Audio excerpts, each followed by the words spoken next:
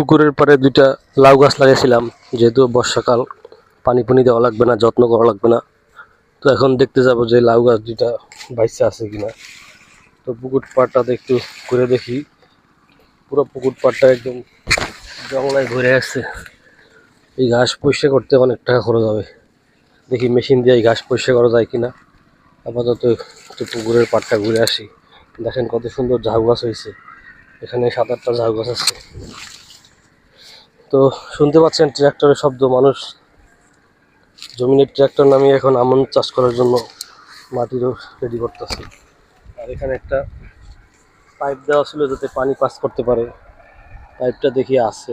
এই যে পাইপটা আছে, পানি পাস করতেছে, এটা একটা ভালো দিক। এখন আমি যাই দেখি লাউ গাছটির কি অবস্থা,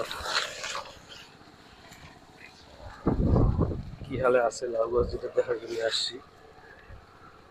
তো মাশাআল্লাহ লাউ গাছ লতানো হয়ে উঠতেছে। আর একটা তো দেখি এই যে পড়ে আছে।